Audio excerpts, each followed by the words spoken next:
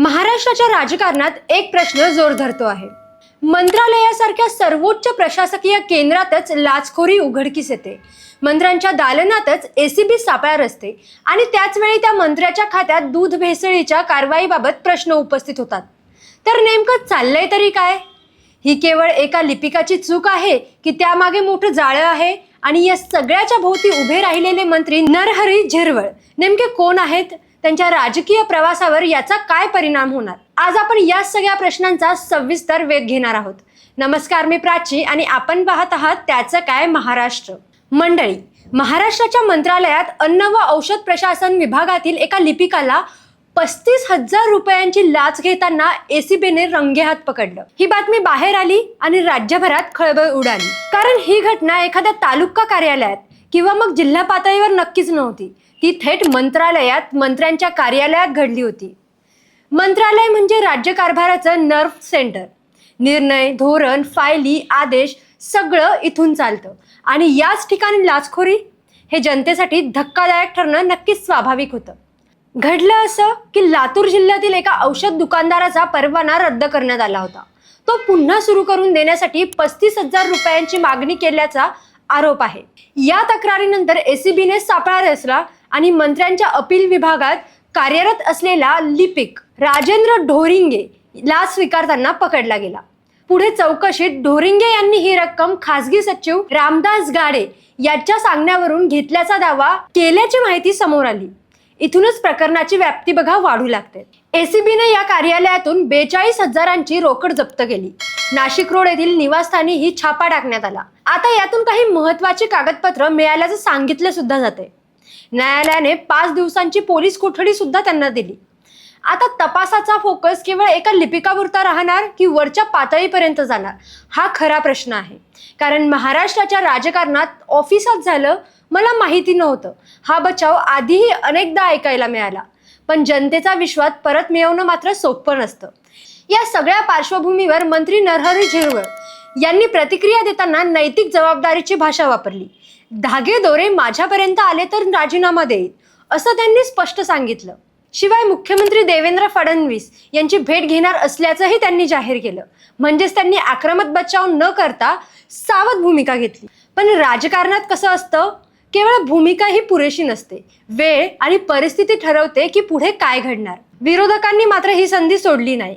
काँग्रेस, शिवसेना, उभाटा गटाने थेट झिरवळ यांच्या राजीनाम्याची मागणी केली.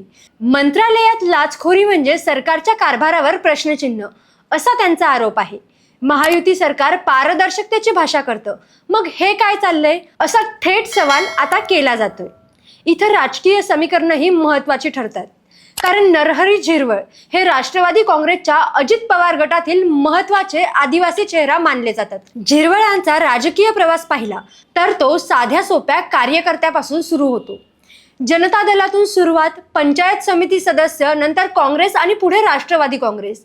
2004 पासून दिंडोरी या आदिवासी मतदारसंघातून ते सातत्याने निवडून येत आहेत. 2009 मध्ये अवघ्या 149 मतांनी त्यांचा पराभव झाला.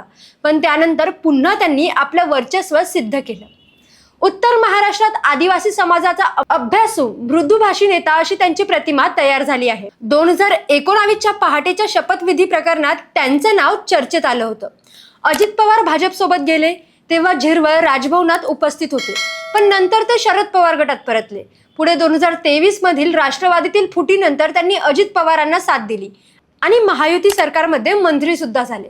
म्हणजेच त्यांनी राजकीय वादळात अनेक वेळा दिशा बदलली पण आपली जागा कायम ठेवली. ऑक्टोबर 2024 मध्ये आदिवासी आरक्षणाच्या मुद्द्यावर मंत्रालयाच्या 3ऱ्या मजल्यावरून सुरक्षा जाळ्यात उडी मारण्याची त्यांची घटना राज्यभर गाजली. समर्थकांसाठी ते आक्रमक लढवय्या नेते ठरले तर विरोधकांसाठी ती मात्र नाट्यमय कृती होती. पण त्या घटनेनंतर त्यांची प्रतिमा आदिवासी प्रश्नांसाठी झगडणारा नेता अशी ठळक झाली.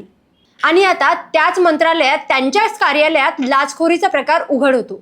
हा विरोधाभास त्यांच्या प्रतिमेसाठी मोठं आव्हान ठरू शकतो. दरम्यान दुसऱ्या बाजूला अहिल्यानगरमध्ये बनावट दूध प्रकरण उघड झालं. 17 लाखांचा मुद्देमाल जप्त झाला. केमिकल पासून दूध तयार केलं जात असल्याचं समोर आलं.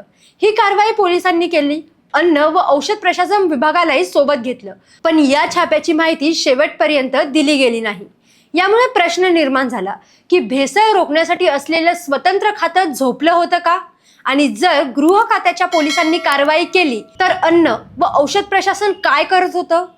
इथे राजकीय अंग अधिक गडद होतं, कारण गृह खातं मुख्यमंत्री देवेंद्र फडणवीस यांच्याकडे आहे, तर अन्न व औषध प्रशासन नरहरी झिरवळांकडे. दोन खात्यांची ही तुलना राजकीय वर्तुळात चर्चेचा विषय बनली आहे. एका बाजूला लाचखोरी, दुसऱ्या बाजूला भेसळ प्रकरण. या सगळ्यामुळे झिरवळांच्या खात्याच्या कार्यक्षमतेवर प्रश्नचिन्ह उभं राहिलं आहे. याच वेळी राष्ट्रवादी काँग्रेसमध्ये सुनेत्रा पवार ऍक्शन मोडवर आल्याची चर्चा आहे. अजित पवारांच्या निधनानंतर पक्षाची सूत्र त्यांच्या हातात आहेत. कोअर कमिटी बैठक, आमदारांची बैठक, विलिनीकरणाच्या चर्चा आणि त्यातच झिरवळ प्रकरण. आता या सगळ्यात जर पक्षाच्या नेतृत्वाला धक्का बसत असेल तर पक्ष नेतृत्व कठोर निर्णय घेईल का, की तपास पूर्ण होईपर्यंत थांबेल? झिरवळ काही काळ संपर्क क्षेत्राबाहेर असल्याच्या बातम्यांनीही तर्कवितर्कांना उधाण आलं आहे. राजकारणात प्रतिमा खूप महत्वाची असते. झिरवळ हे आदिवासी समाजाचे प्रतिनिधित्व करणारे मोठा चेहरा आहेत. त्यांना लगेच दूर केल्यास आदिवासी मतदारांमध्ये नाराजी निर्माण होईल का, आणि ठेवल्यास भ्रष्टाचाराच्या आरोपांचा डाग सरकारवर राहील का? ही कसरत महायुती आणि राष्ट्रवादी नेतृत्वासाठी सोपी नाही. तपास पुढे जाईल, कागदपत्र न्यायालयात सादर होतील, धागेदोरे कुठवर पोहोचतात ते स्पष्ट सुद्धा होईल. पण एक गोष्ट निश्चित आहे, मंत्रालयात उघडकीस आलेली ही घटना केवळ एका लिपिकापुरती मर्यादित नाही. ती प्रशासनातील पारदर्शकतेवर, मंत्र्यांच्या जबाबदारी आणि सत्ताधाऱ्यांच्या नैतिकतेवर प्रश्नचिन्ह उपस्थित करते. आता खरा ट्विस्ट पुढे आहे. एसीबीचा तपास किती खोल जाईल, पक्ष नेतृत्व काय निर्णय घेईल, आणि सर्वात महत्त्वाचं म्हणजे नरहरी झिरवळ यांची राजकीय कारकीर्द या वादळातून पूर्वीसारखी बाहेर पडेल की यावेळी समीकरणं बदलणार, हे सगळं पुढच्या काही दिवसात स्पष्ट होईल. पण महाराष्ट्राच्या राजकारणात सुरू झालेली ही हालचाल केवळ एका लाचखोरीच्या प्रकरणापुरती राहील की मोठ्या राजकीय बदलांची नांदी असेल? हा प्रश्न अद्याप मात्र अनुत्तरित आहेत.